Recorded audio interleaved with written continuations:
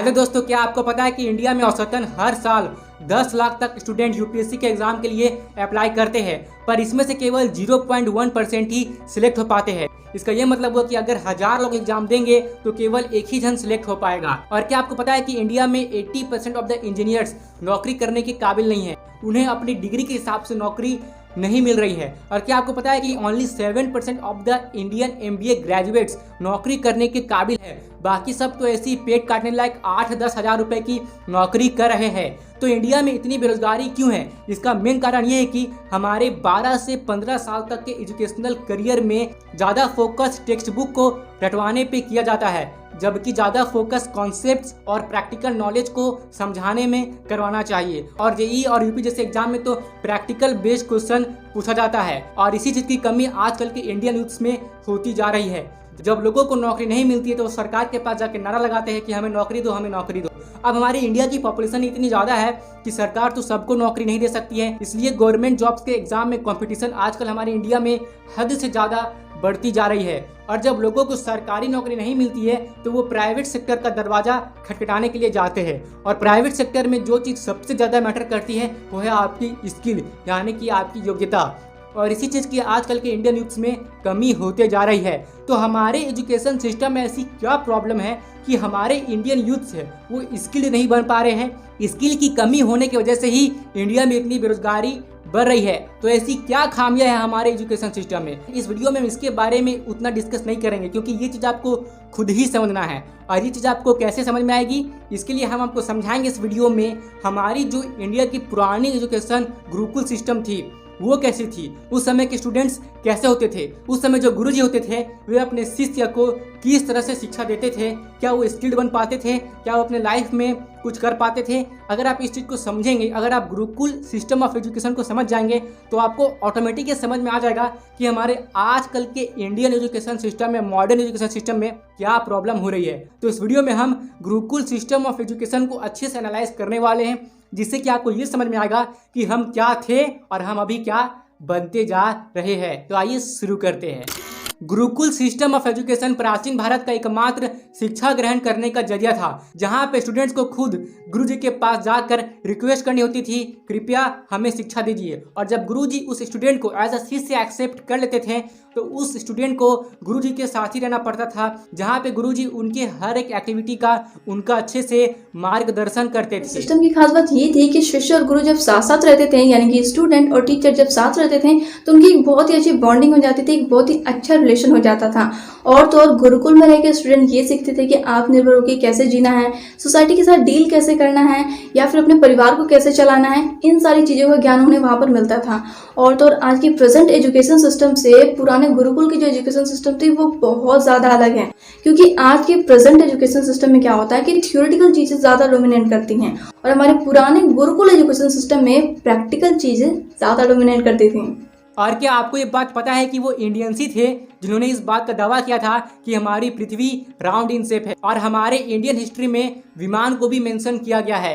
Example के लिए आपने रामायण में रावण के विमान को तो देखा ही होगा, जिसमें वो माता सीता का हरण करके ले जा रहा था। और क्या आपको ये भी पता है कि जीरो की invention, plane trigonometry, spherical trigonometry, ये सब की इन्वेंशन इंडिया में ही हुई थी, जिसका क्रेडिट आर्यभट्ट को जाता है। Gurukul system of education India में 5000 बीसी से भी पुराना है, और वैदिक एज के दौरान इस सिस्टम में सांस्कृतिक और डिसिप्लिन का ज्यादा महत्व था, और पूरे देश में इस सिस्टम को वाइडली प्रैक्टिस भी किया जाता था। और तो और गुरु के घर को ही हम गुरुकुल कहते थे, और वहाँ पर स्टूडेंट को तब तक रहना पड़ता था जब तक कि उनकी स्टडी कंप्लीट नहीं हो जाती है।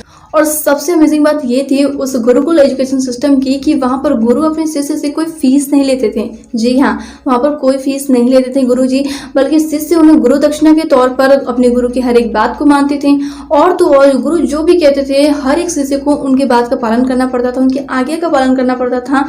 और गुरु की कही हुई बात पत्थर पे लकीर के समान थी, और जिसे कोई भी बिना आर्ग्यूमेंट किए उनकी बात को सुनता था। गुरुकुल सिस्टम ऑफ एजुकेशन में स्टूडेंट्स के ऑल राउंड डेवलपमेंट पे ध्यान दिया जाता था, फिर वो चाहे मोरल कॉन्शियसनेस हो, फिजिकल ट्रेनिंग हो, एथिकल ट्रेनिंग हो, या फिर पर्सनैलिटी डेवलपमेंट ट्रेनिंग हो, ये सब पे ध्यान दिया जाता था। और साथ ही में स्टूडेंट को लिटरेचर, संस्कृत, मैथ्स और साइंस का भी ज्ञान दिया जाता था, और स्टूडेंट्स अपने पढ़ाई में अच्छे से फोकस कर सके, इसीलिए गुरुकुल का लोकेशन शोर शराबे से दूर किसी जंगल एरिया में पेड़ पौधों के बीच होता था। और इस बात को तो साइंस भी मानती है कि अगर हम हरियाली के बीच पढ़ाई करते हैं तो हमारा कंसंट्रेशन और फोकस पावर ज़्यादा बढ़ जाता है। गुरुकुल एजुकेशन सिस्टम में अच्छे मार्क्स लाना या फिर होमवर्क करने जैसा कोई कॉन्सेप्ट ही नहीं था, जिसे स्टूडेंट एकदम बिना टेंशन के पूरा कॉन्सेंट्रेट अपनी स्किल को इम्प्रूव करने में लगा पाते थे।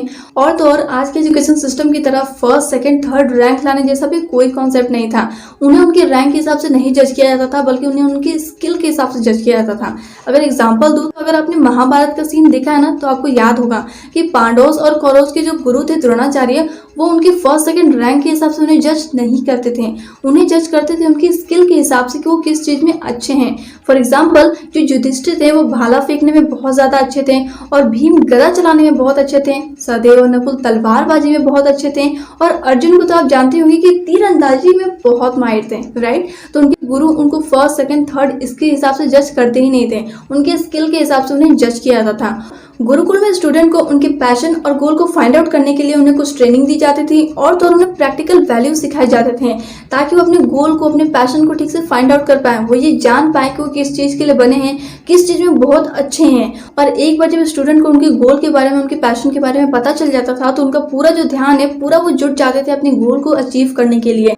और आज के इस प्रेजेंट एजुकेशन सिस्टम में ये चीजें बिल्कुल मिसिंग हैं, क्योंकि आज हम स्टूडेंट को उनके रियल लाइफ में लड़ने के लिए नहीं, बल्कि उन्हें रैट रेस में भागने के लिए ट्रेनिंग दे रहे हैं। दोस्तों, अगर आपको रैट रेस के बारे में डिटेल में जानना है तो आई बटन पर क्लिक करके इस वीडियो को जरूर देखें। आज हमारे इंडिया के स्कूल और कॉलेज में रियल लाइफ एजुकेटेड पर्सन नहीं, बल्कि रोबोट और एम्प्लॉयज प्रोड्यूस करने की फैक्ट्री बनते जा रहे हैं। और इंपॉर्टेंट स्किल तो एकदम मिसिंग ही होते जा रही हैं, जैसे कि time management, personality development, spirituality, meditation, how to control your emotion, how to deal with problem, how to deal with society. इस तरीके की बहुत सारे रियल लाइफ इंपॉर्टेंट स्किल एकदम मिसिंग होती जा रही है, या उन पर कम ध्यान दिया जा रहा है। जिनकी हमारे जीवन में ज्यादा जरूरत है उन पर एकदम ध्यान ही कम हो गया है, और जिसके कारण आजकल के जो बच्चे ना बहुत सारा डिप्रेशन का शिकार हो जा रहे हैं। उन्हें पता ही नहीं है कि उन्हें कैसे अपनी फैमिली के साथ डील करना है, कैसे उनके साथ मैनेज करना है। टाइम मैनेजमेंट वो भूल ही गए हैं। इतना लेजी हो गया आज का बच्चा, इतना ज्यादा वो हो गया कि क्या ही बोले हम। भारत की गुरुकुल वाली the great system of education दुर्भाग्यवश 1835 में गायब हो गई, जब लॉर्ड मैक्यूले ने मॉडर्न इंग्लिश एजुकेशन सिस्टम को हर जगह लागू कर दिया, उसे स्टैब्लिश कर दिया। और इसी एजुकेशन सिस्टम को हम आज तक फॉलो करते हुए आ रहे हैं। उस समय के ज़माने में मॉडर्न इंग्लिश एजुकेशन सिस्टम को इसलिए भी लागू किया गया था कि उस समय में हमारे भारत पे अंग्रेजी हुकूमत चल रही थी, और अंग्रेज ये बिल्कुल भी नहीं चाहते थे कि हम इंडियंस हर एक फील्ड में डोमिनेट करें, हम सवाल जवाब करें। वो ये चाहते थे कि हम किसी में भी डोमिनेट ना करें, बस उनके ऑर्डर को फॉलो करें, यानी कि उनकी गुलामी ही करते रहे। इसलिए भी उन्होंने मॉडर्न एजुकेशन ऑफ सिस्टम को लागू किया था, और इसी को ही हम आज तक फॉलो करते हुए आ रहे हैं। और यही मॉडर्न एजुकेशन सिस्टम को फॉलो करते करते हम अपने ही अस्तित्व को, हम अपने ही हिस्ट्री को, अपने ही भाषा और अपनी संस्कृति को भूलते जा रहे हैं। ज्यादातर लोगों को न्यूटन, एल्बर्ट आइंस्टाइन और थॉमस एडिसन के बारे में तो पता है, लेकिन बहुत ही कम लोगों को आर्यभट्ट, चाणक्य, सुश्रुत, स्वामी विवेकानंद, इन सब जैसे लोगों के बारे में पता है। ज्यादातर लोगों को अकबर और मुगल्स के बारे में तो बहुत कुछ पता है, लेकिन बहुत ही कम लोगों को चंद्रगुप्त मौर्य, शिवाजी महाराज, संभाजी महाराज, महाराणा प्रताप के बारे में अच्छे से पता है। दोस्तों, अब समय आ गया है कि हम अपनी आंखें खोल ले।